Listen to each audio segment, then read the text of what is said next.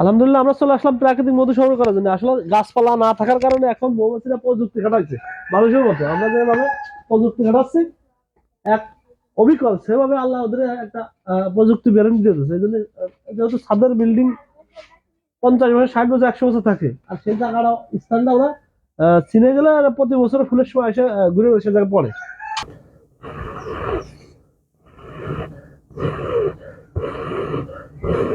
আমরা মধুর অঞ্চলটুকু কেটে নেবো, দেখা যাচ্ছে না?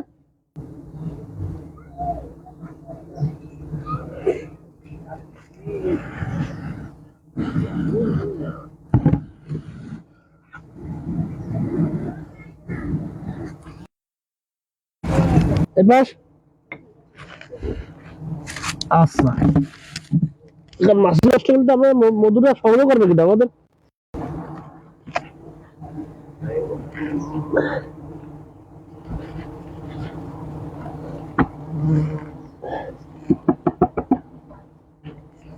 ঠিক আছে,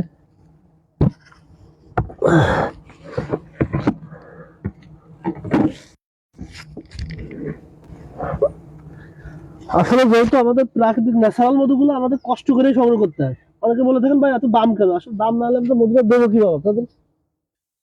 ক্রিম হানিয়ে যাবে মধুগুলা একদম। খোরশেদানির পক্ষ থেকে এখন যে ন্যাচারাল মধুগুলা এগুলা